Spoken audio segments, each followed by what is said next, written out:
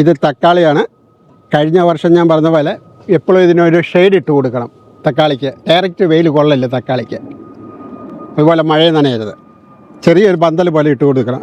ഇതിൻ്റെ അകത്ത് പല വെറൈറ്റി ഉണ്ട്. ഇത് നീളമുള്ളതുണ്ട്, ഇത് വേറൊരു പ്രത്യേക ടൊമാറ്റോ, അതെല്ലാം നോർമൽ ടൊമാറ്റോ, എല്ലാം വെറൈറ്റി ടൊമാറ്റോയാണ് അതിൻ്റെ അകത്തുള്ള. 8 ടൈപ്പായിട്ടുണ്ട്, 8 മേടിച്ച്. ഇത് ചെറി ടൊമാറ്റൻ, ഇതിൻ്റെ ഫ്രൂട്ട്സ് ഉണ്ട്, അടിയിലുണ്ട്. ഇതെല്ലാം പഴുത്തിട്ടുണ്ട് കേട്ടോ, വരുന്നേ ഉള്ളൂ. 8 ടൈപ്പാണ്, 8 ടൈപ്പ്.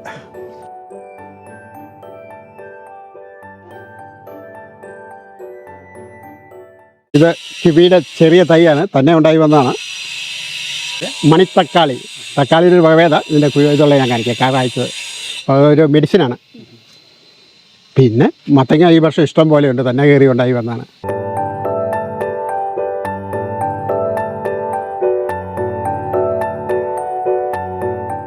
കഴിച്ച് വരുന്നുണ്ട്, കോവലാണ്.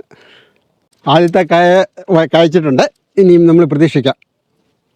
പാവയ്ക്കായി കായ്ച്ച് വരുന്നതേ ഉള്ളൂ. അതിൻ്റെ അകത്ത് ഹൈബ്രിഡും ഉണ്ട്, നാടൻ പാവലും ഉണ്ട്. ഹൈബ്രിഡ് എന്തായാലും ആദ്യം കായ്ച്ചു, എനിക്ക് തോന്നുന്നു ഹൈബ്രിഡാണെന്ന് തോന്നുന്നു കൂടുതൽ കായ്ക്കുന്നത്. നാടൻ പാവയ്ക്കായും ഉണ്ട്. ഈ സൈഡിൽ ഹൈബ്രിഡും ഈ സൈഡിൽ നാടൻ പാവലും. ഹൈബ്രിഡ് എന്ന് പറഞ്ഞാൽ അതിൻ്റെ അകത്ത് കുരു കുറവായിരിക്കും, അതിൻ്റെ വിത്തെടുക്കാൻ പറ്റിയല്ല.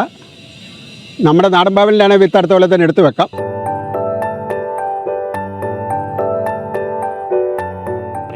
അത് നമുക്കൊരു സീസണുണ്ട്. ഇപ്പം ഇത് കണ്ടാൽ അറിയാം, ഇത് നമുക്ക് കണ്ടോ, ഇതല്ലേ ഇത് പറിക്കാറായത്. അത് വിലയാണ്. ഈ വശത്ത് കൂടുതൽ കായ്ച്ചിട്ടുണ്ട്, കാരണം വെയിൽ കൂടുതൽ കിട്ടുന്നതുകൊണ്ട്. എല്ലാത്തിനും സൂര്യപ്രകാശം വേണം. ഇതിപ്പോൾ എനിക്ക് 5 സെൻറ്റ് സ്ഥലമേ ഉള്ളൂ, അതിൻ്റെ അകത്ത് ചെടികളും മരങ്ങളും കൊണ്ട് നിറഞ്ഞു. സൂര്യപ്രകാശം കുറച്ച് കുറവാണ്, അതിൻ്റെ ഒരു പോരായ്മയുണ്ട്. വലിയ കുഴപ്പമില്ല, എന്നാലും അത്ര സൂപ്പറല്ല. ആദ്യം മുഴുവൻ മഴയായിരുന്നു, അതുകൊണ്ട് ചെടി കയറി വരാനായിട്ട് ഇച്ചിരി സമയമെടുത്തു. പക്ഷേ ഇപ്പം കുഴപ്പമില്ല. ഇത് നമ്മുടെ പല പല ഇതാണ്. സെല്ലറി, ഒന്നതിൻ്റെ തണ്ടെടുക്കുന്നതും ഒന്നതിൻ്റെ വിത്തെടുക്കുന്നു, വിത്തല്ല ചവിട്ടിന്ന്. ഇത് പലതരം കാബേജും. ഇതാണ് ബാസിലിക്കം. സ്വിറ്റ്സർലൻഡിലല്ല, യൂറോപ്പിലെ ഏറ്റവും വലിയൊരു പെസ്റ്റ ഉണ്ടാക്കുന്ന ഒരു, നമ്മുടെ നാട്ടിലെ ചമ്മന്തി പറയുന്ന പോലെ ഉണ്ടാക്കുന്ന ഒരു സാധനമാണ് ബാസിലിക്കം. ഇവിടുത്തുകാരുടെ ഫേമസ്, യൂറോപ്പിലെ, പ്രത്യേകിച്ച് ഇറ്റലിക്കാരുടെ സ്പഗറ്റിയുടെ കൂടെ കഴിക്കുന്നതാണ്. ഇത് നമ്മൾ ഇതായിരുന്നു ഗ്ലാഡിയോള, അത് തീർന്നു. എന്നാലും ഇടയ്ക്കിടയ്ക്ക് ഓരോ പൂവുകളുണ്ട്. അതിൻ്റെ ഒറ്റയടിക്കലങ്ങ് തീർന്നു. ഹായ്, എല്ലാവർക്കും നമസ്കാരം. ഞാനിപ്പോൾ നിൽക്കുന്നത് സ്വിറ്റ്സർലൻഡിലെ ബാസൽ നഗരത്തിലെ 5 സെന്റ് കൃഷിയിടത്തിലാണ്. സ്വദേശിയും വിദേശിയുമൊക്കെയായി ധാരാളം പച്ചക്കറികളും വിവിധതരം കായ്കനികളും പലതരം പൂക്കളും ചെറു വീടുമുള്ള ബാബുച്ചായന്റെ കൊച്ചു പറുദീസയാണിത്. ബാബുച്ചായ, നമസ്കാരം. എന്തൊക്കെയുണ്ട് വിശേഷങ്ങൾ? എങ്ങനെ പോകുന്നു ഇക്കൊല്ലത്തെ കൃഷി?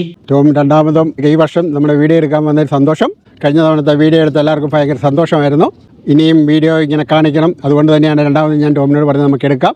ഒരുവിധമൊക്കെ ഭംഗിയായിട്ട് പോകുന്നു, നിറച്ച ആദായങ്ങളായിട്ടുണ്ട്. ഇപ്പം ആയി വരുന്നുകൊണ്ടിരിക്കുന്നു. ചിലതൊക്കെ പറിക്കാറായി. ഇന്നാണെങ്കിൽ ഞാൻ ഉള്ളി പറിച്ചു, ഒരു 10-50 കിലോയോളം കിട്ടിയിട്ടുണ്ട്. പണി മേടിച്ച് നോക്കുമ്പോൾ അത്ര ലാഭമൊന്നും അല്ല. ഈ ആദായത്തെ കഴിഞ്ഞും കൂടുതൽ മനസ്സിൻ്റെ സംതൃപ്തിയാണ്, അത് കിട്ടുന്നുണ്ട് എനിക്ക്. അതുകൊണ്ട് ഞാൻ ഹാപ്പിയാണ്. ഇതാണ് പിയേഴ്സ്. ഇതതിൻ്റെ ഇടയ്ക്ക് കുമ്പളം കയറി വരുന്നു. ഇതും കുമ്പളം കായ്ച്ചു വരുന്നേ ഉള്ളൂ. ഇതാണ് ഫൈഗ, ഒരു ഫൈഗ. പല വെറൈറ്റി ഫൈഗകളുണ്ട്, അവിടെ പഴുത്ത് കിടക്കുന്ന ഫൈഗയാണത്. ഒക്ടോബർ നവംബർ വരെ നമുക്ക് ഇഷ്ടംപോലെ ഫൈഗയായിരിക്കും. കൃഷി, കർഷകൻ എന്നൊക്കെ കേട്ടാൽ പലർക്കും പരിഹാസവും പുച്ഛവുമാണ്. അത്തരക്കാർ അറിയാൻ വേണ്ടി പറയുകയാണ്, അഗ്രികൾച്ചർ ആരംഭിച്ചതോടെയാണ് മനുഷ്യർക്ക് കൾച്ചർ ഉണ്ടാകുന്നത്. അത് എങ്ങനെയാണെന്ന് നോക്കാം. മനുഷ്യർ കൃഷി ആരംഭിച്ചത് എന്നാണ്, അത് എങ്ങനെയാണ്, എവിടെയാണ്, ഇതൊക്കെ അറിയാൻ താല്പര്യമുണ്ടോ നിങ്ങൾക്ക്? പണ്ട് ഇന്നത്തെ പോലെ വീടുകളൊന്നും ഇല്ലാത്ത കാലത്ത് മനുഷ്യർ കാടുകളിലും ഗുഹകളിലുമൊക്കെയാണ് കഴിഞ്ഞിരുന്നത്. ഒരു സ്ഥലത്ത് അധിക നാൾ അവർ തങ്ങിയിരുന്നില്ല.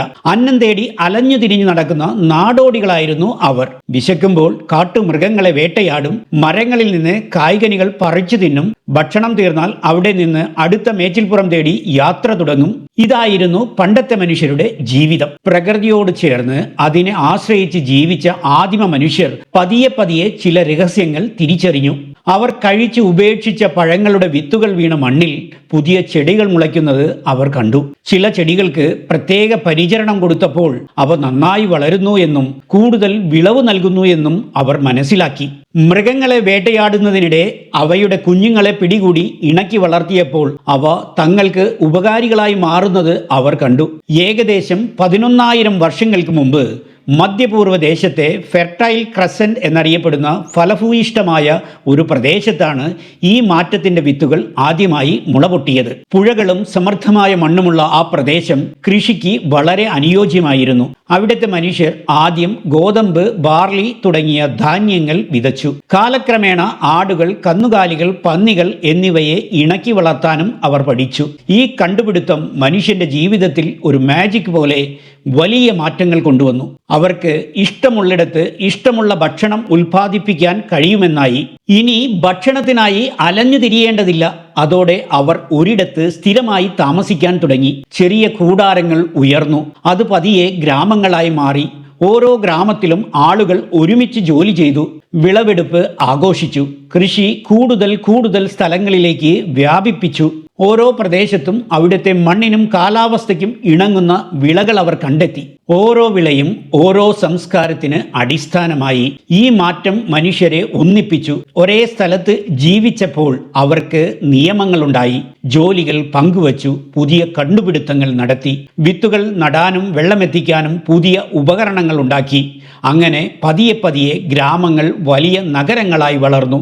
മനുഷ്യർ വേട്ടക്കാരിൽ നിന്നും കർഷകനിലേക്കും അവിടെ നിന്ന് സംസ്കാരമുള്ള ഒരു സമൂഹത്തിലേക്കും പരിണമിച്ചു. ഇന്നും മനുഷ്യൻ കൃഷി ചെയ്തുകൊണ്ടേയിരിക്കുന്നു. ലോകത്തെ മുഴുവൻ പോറ്റുകയും മനുഷ്യ നാഗരികതയ്ക്ക് അടിത്തറയിടുകയും ചെയ്ത മഹത്തായ മാറ്റത്തിന്റെ കഥയാണ് കർഷകരുടേത്. മനുഷ്യനും മണ്ണിന്റെ രഹസ്യങ്ങളും തമ്മിലുള്ള ഒരു അത്ഭുതകരമായ ബന്ധത്തിൽ നിന്നാണ് ഇന്ന് ഈ കാണുന്ന സകല പുരോഗതികളുടെയും ഉത്ഭവം. ചെറിയ നിരീക്ഷണങ്ങളും തുടർച്ചയായ പ്രയത്നവും കൊണ്ട് മനുഷ്യന് വലിയ മാറ്റങ്ങൾ കൊണ്ടുവരാൻ സാധിക്കുമെന്നും സഹകരണത്തിലൂടെയും പങ്കുവയ്ക്കലിലൂടെയും നല്ലൊരു സമൂഹത്തെ കെട്ടിപ്പടുക്കാനും വളർത്താനും കഴിയുമെന്ന് തെളിയിച്ചവരാണ് കർഷകർ. കർഷകരാണ് നമ്മുടെ അന്നദാതാവ്. അവരില്ലെങ്കിൽ നാമില്ല. മണ്ണ് കാക്കുകയും ജീവന്റെ അന്നം നൽകുകയും ചെയ്യുന്ന മണ്ണിന്റെ യോദ്ധാക്കളായ ബാബുച്ചായനെ പോലെയുള്ള ലോകത്താകമാനമുള്ള കർഷകർക്ക് സ്വിഫ്റ്റ് സഞ്ചാരിയുടെ ഒരു ബിഗ് സല്യൂട്ട്. ബാബുച്ചായന്റെ കൂടെയുള്ള സൗഹൃദവും സഹവാസവും കൊണ്ട് ഞാനും ഒരു ചെറിയ കർഷകനായി മാറി. ചെറിയ തോതിൽ കൃഷി ആരംഭിച്ചു. അതിന് പ്രത്യേകം നന്ദി ബാബുച്ചായ. അതുപോലെ തന്നെ ടോമിനും ഇവിടെ വന്ന് ഈ സമയം കഴിച്ച് ഇത്രയും ഒരു വീഡിയോ എടുത്ത് എഡിറ്റ് ചെയ്തെടുത്ത് ടോമിനും ഒത്തിരി താങ്ക്സ്. വെറൈറ്റി ആപ്പിളാണ് ഇത്. ആപ്പിൾ ഗലയാണ്. പിങ്ക് ലേഡിയിൽ ഏതാണ്ട് ഒരു ഇത് വരുന്നുണ്ട്. ഇത് സെഷ്കനാണ്. പ്ലൗമൻ ഇവിടെ ഉണ്ട്. പ്ലൗമൻ അധികം കായ്ച്ചില്ല ഈ വർഷം. 4-5 ഉണ്ടായുള്ളൂ. പക്ഷെ അത് നേരത്തെ പറിച്ച് നല്ല ഫ്രൂട്ടായിരുന്നു. ജോഹന്നാസ് ബേറാണ്. ഇതും പറിച്ച് കഴിഞ്ഞു ഓൾറെഡി. മീരാബെല്ലയും പ്ലൗമനും കൂടെ ഉള്ളതാണ്. വേറെ വെറൈറ്റി പ്ലൗമൻ. അത് ഗൽബായിരുന്നു. ഇത് ഗ്രൂണാണ്. ഇത് മീരാബെല്ല, ഇത് പ്ലൗമൻ. ഒരു മരത്തല കേട്ടോ വടി ചെയ്തിരിക്കുന്നത്. ഇതും പ്ലൗമനായിരുന്നു. പക്ഷേ അത് 3-4 കഴിച്ചു അത്രയേ ഉള്ളൂ. ഇത് കീർഷനായിരുന്നു. നമ്മുടെ നാട്ടിലെ ചെറി എന്ന് പറയുന്ന സാധനം. അതിൻ്റെ കാലം നേരത്തെ തീരും. ഈ നിൽക്കുന്നതെല്ലാം ബോംബേറാണ്. ബേർ എത്തിപ്പെടുന്നതാണ്. അതുകൊണ്ട് ഇതിൻ്റെ വേണം 2 ഫോട്ടോ എടുത്തോ. ഇതന്നെ ബോംബേര.